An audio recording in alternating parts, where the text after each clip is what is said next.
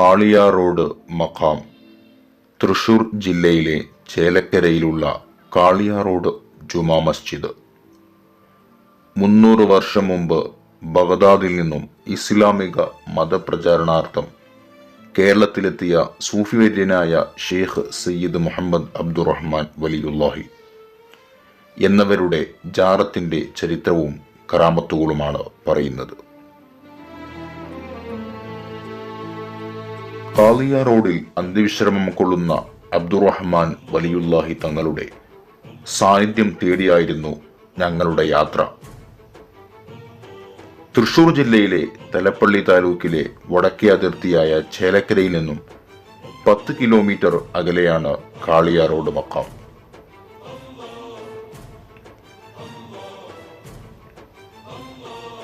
അദ്ദേഹത്തിന്റെ ജീവിത ചരിത്രത്തിന് 300 വർഷത്തെ പഴക്കമുണ്ട്.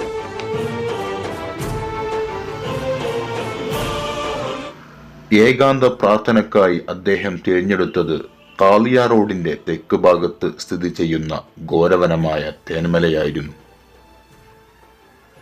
ആ കാലഘട്ടത്തിൽ കാട്ടുജാതി ആദിവാസികളായിരുന്നു വനത്തിൽ ജീവിച്ചിരുന്നത്.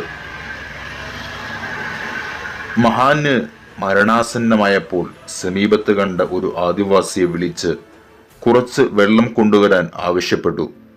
അവിടെ നിന്ന് കുറച്ചു ദൂരം പോയാൽ മാത്രമാണ് വെള്ളം ലഭിക്കുക.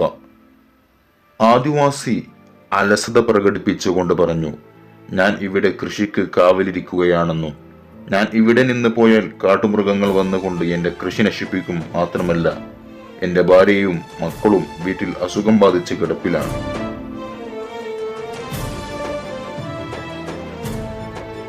ഞാൻ ഇവിടെ നിന്ന് പോയാൽ ജോലി മുടങ്ങും, അവരെ ചികിത്സിക്കാനുള്ള കാശ് കിട്ടുകയുമില്ല. ഇത് കേട്ട മഹാനവറുകൾ പറഞ്ഞു, നിന്റെ കൃഷികൾക്ക് ഒന്നും തന്നെ നശിക്കുകയില്ല. മാത്രമല്ല, ഞാൻ പറഞ്ഞതുപോലെ നീ പ്രവർത്തിച്ചാൽ നിന്റെ കുടുംബത്തിലെ ആളുകളുടെ അസുഖം ഭേദമാവുകയും ചെയ്യും. മഹാന്റെ വാക്ക് കേട്ടുകൊണ്ട് വെള്ളം കൊണ്ടുവന്നപ്പോൾ തന്റെ വീട്ടുകാരുടെ അസുഖം പൂർണ്ണമായി ശമനം പ്രാപിക്കുകയും ചെയ്തിരുന്നു. ഇത്തരത്തിലുള്ള ഒരുപാട് കറാമത്തുകൾ നിറഞ്ഞ പണ്ഡിതന്മാരായിരുന്നു ചേലക്കരയിൽ അന്തിയുറങ്ങുന്ന അബ്ദുറഹ്മാൻ വലിയുല്ലാഹി തങ്ങളവറുകൾ. അവരുടെ അടുത്തേക്കായിരുന്നു ഞങ്ങളുടെ യാത്ര.